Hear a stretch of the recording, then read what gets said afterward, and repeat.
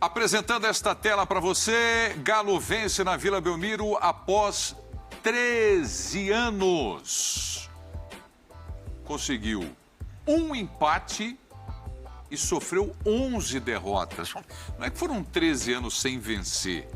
Foram 13 anos dificílimos do Atlético jogando na Vila. E hoje venceu por 2-1. O gol aconteceu quantos minutos? Nos acréscimos, 46, acréscimos, 47. Né? Frango de pênalti. A gente vai ver aí. Agora, o que o Everson... Tem lei do ex para goleiro, não? Se tiver... Porque essa jogada foi parada por impedimento, mas se a bola entra ia valer o gol, porque não estava impedido, né? Então, o VAR ia validar o gol. E ele fez defesas cara a cara, ele fez uma defesa na cabeçada do Marcos Leonardo também, fenomenal. Esse foi o único chute a gol do Atlético no primeiro tempo, com o Pavão. Galo com mais posse de bola, mas sem conseguir criar tanto assim no primeiro tempo. Alvo. Foi. O jogo todo. Duas entraram, né? Uma foi o gol do Hulk e a outra foi o pênalti do Nacho no final. Mas no intervalo entrou o Nacho, né? O Zarate passou a jogar do lado direito e o Atlético jogou bem melhor, assim, pelo menos em relação ao que foi o primeiro tempo. Agora, o Santos com meio campo muito difícil de sustentar como intensidade, né? Com o Luan, com o Carlos Sanches. Tanto que depois do primeiro gol, o Orlando troca os dois e o Santos até consegue o pênalti e o empate momentâneo. Mas o grande nome do jogo hoje foi o Everson, né? Realmente foi sensacional a atuação dele. Se a gente teve o Kehler no Maracanã, a gente teve o Everson na Vila também. Bom, pensando em vaga de Libertadores da América, que avaliação a gente pode fazer agora, pessoal, do Galo? 46 pontos. Primeiro que a avaliação, como eu falei no começo do programa, acho que é de um Galo que vai para a Libertadores, resta saber em que condições ele vai.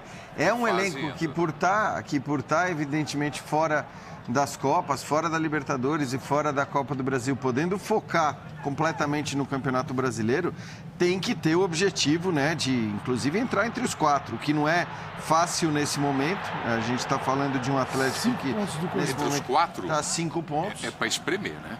Mas assim, é o Atlético, gente. É um elenco com uma capacidade absurda, né? É o segundo melhor elenco do futebol brasileiro. Agora com boa parte, né? Quase todos os jogadores à disposição, porque houve um tempo também que o Atlético teve muitos desfalques. Você olhava para o banco, você não via a força desse elenco e agora ele está aí. De alguma maneira, um momento positivo, porque você emenda 2 vitórias. Antes dessas 2 vitórias na sequência, a gente estava falando de um Galo que corria risco, inclusive, de não ir para a Libertadores. Eu não consigo agora imaginar, depois de 2 vitórias, né, na posição que o Galo está nesse momento, olhando para onde está o Fortaleza, que é o 9º colocado, imaginar um Galo fora da Libertadores. Mas pela qualidade do elenco tem que ficar entre os 4. Sabe como que eu ilustraria isso que você está dizendo? É como se parasse um carro assim de elevador num andar, abrisse a porta. Capacidade 5 pessoas, né? Aí você olha lá dentro, tá o Internacional, o Fluminense, o Corinthians, o Flamengo, o Atlético Paranaense e o Galo ali fora do andar. Eu preciso entrar aí também. Tem que sair. Agora, se pensar em brasileiro, o viés do Atlético Paranaense é um pouco preocupante, nas últimas rodadas. Hoje mesmo não conseguiu vencer. Se olhar para a tabela, o Atlético tem jogos em casa, todos eles acessíveis, tá? Ceará, Juventude, Botafogo, Cuiabá. Os jogos fora são todos difíceis. Todos. Flamengo, mesmo sendo entre os 2 jogos da final da Copa do Brasil, o Flamengo vai ter um time competitivo. Fortaleza, que está jogando muito bem. São Paulo, que pode até ser um adversário direto. E na última rodada o Corinthians, que vamos saber se vai estar classificado ou não, com o título de Copa do Brasil ou não. Mas é uma última rodada que pode ser decisiva também. Então a questão do Atlético é voltar a se fazer forte em casa. Ficou quase 3 meses sem ganhar em casa, ganhando o Fluminense no fim de semana. Tem jogos em que todos os jogos em casa que o Atlético é favorito para ganhar. Exato. Então se fizer 50% de aproveitamento, basta. Arrumando um pontinho ou outro fora. Vai depender dos outros também, mas é uma maneira de tentar salvar o ano. Insisto, acho que o nível de desempenho, acho que o Atlético não vai alcançar o que se imaginava mais esse ano em relação ao que foi ano passado, por exemplo.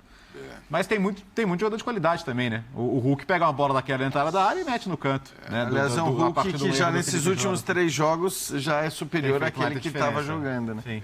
Você falou do Atlético Paranaense, só para você estar vendo aqui, tem 4 pontos dos últimos 15 disputados. Brasileirão. O Furacão? O Furacão.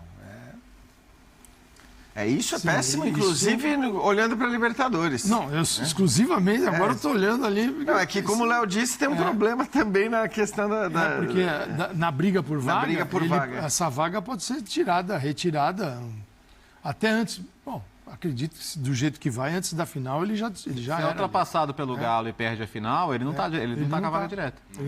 A gente está olhando a metade de cima da tabela, eu estava tentando ver os jogos do Santos. O Santos tem 37 pontos, ele está 7 acima da zona do rebaixamento. E a gente percebe alguns times, o Fortaleza já colocou a cabecinha para fora ali e tal, já não está flertando com rebaixamento. Mas o Atlético Goianiense, a vitória que teve hoje, o Cuiabá está tendo alguns espasmos. Então, a situação, o pessoal brinca com os 45 pontos, né, tal. Quando começou o campeonato, tinha muito santista falando, não, nossa competição é para fazer 45 pontos, para tentar salvar do rebaixamento.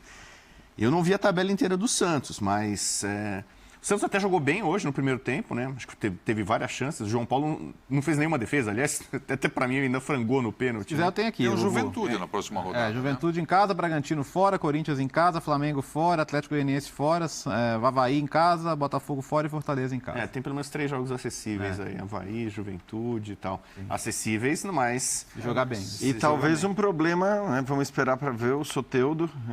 Saiu no primeiro tempo hoje. Porque ele saiu no primeiro tempo machucado e é um cara essencial, né, para o Santos hoje. O Marcos Leonardo hoje também, a gente elogiou muito o Everton, mas o Marcos Leonardo ele perdeu chance. O que ele perdeu de chance, né? Então você vê, o Santos tem 30 jogos já, como a maioria dos times. O São Paulo e o Curitiba, que estão atrás dele, tem 28. O Avaí tem 29. Então, a gente está esquecendo um pouco ali dessa briga. O Juventude é o único time que já está praticamente condenado, né? Mas ainda vai ter uma briga lá. E se um desses times começarem a vacilar, o São Paulo, o Santos ali, esse sonho, essa tentativa de chegar, né, à 8ª posição, de repente vai ser o temor de fugir da 17ª. Não tem campeonato para a disputa do primeiro lugar, mas para as outras todas está bem legal. Tem. Pontos momento, amanhã o São Paulo, se o São Paulo vence o América, segura o América e a briga dessa última vaga de Libertadores, ela dá esperança para todo mundo, né? Como já colocou aqui no começo do programa. O América pode meter um abismo aí entre ele e o resto. Não é definitivo, mas começa a criar uma gordurinha. O passado terminou assim, né? A última rodada foi América e São Paulo. O São Paulo tinha a chance remota de ir para Libertadores, o América venceu e foi. Bom, como o Rogério Ceni disse lá atrás, antes da decisão da Sul-Americana, como é que era o jogo da década? O jogo da década. Esse agora é o jogo do ano para o São Paulo, é esse contra o América. Mas assim, a torcida independente, que é a principal organizadora do São Paulo, fez um manifesto, né? Tradicional manifesto ali de protesto, mas falou assim, não estamos pensando em Libertadores. Corroborando um pouco a minha tese de segunda-feira aqui, a frustração com a perda do título, que o São Paulino, acima de tudo, está querendo ser campeão, não está muito preocupado com posição e vaga. Eles falando, a gente vai empurrar o São Paulo até o fim do campeonato, sem gritar o nome de nenhum jogador, para alcançar 45 pontos. A preocupação da torcida é, mais uma vez, terminar o ano com... Mas aí é mais um protesto do que algo racional, porque não faz sentido nenhum pensar nos 45 pontos. O São Paulo tem mais chance de ir para Libertadores do que de cair. Aí é uma maneira de protestar ironicamente, porque, sinceramente, o São Paulo ele tem que pensar na Libertadores, ele, né... Porque 45 pontos não vai a lugar nenhum. E ele tem um jogo a menos, agora 2 jogos a menos do que a maioria dos seus adversários, então, não faz sentido nenhum racionalmente. Se você está querendo fazer um protesto irônico, tudo bem, está feito o protesto. Tem um negócio que eu inventei agora que põe a faixa de cabeça para baixo. Essa é nova. Essa é nova. O Prieto, seguinte, só lembrando, São Paulo está lá embaixo. Cuca depois. 28, só que ele tem 28 partidas. Ele tem 28, 2 a menos que alguns que estão à frente deles. Por exemplo, o Goiás tem 30, tem 38.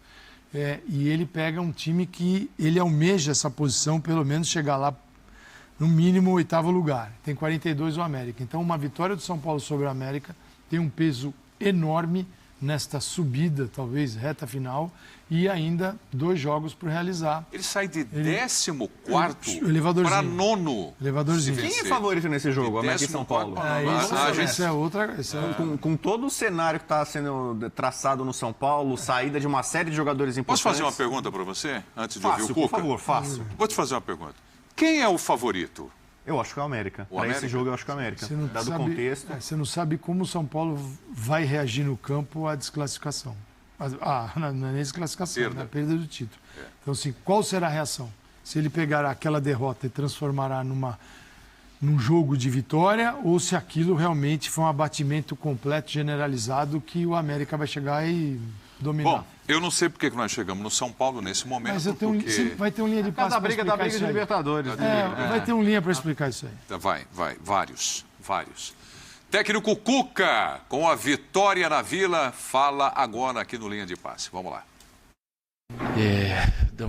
Damos uma subida na tabela, uma embaladinha, que é muito bom, mas em cima de um jogo muito complicado, que o time do Santos é bom, é um time muito competitivo e joga com muita intensidade, né?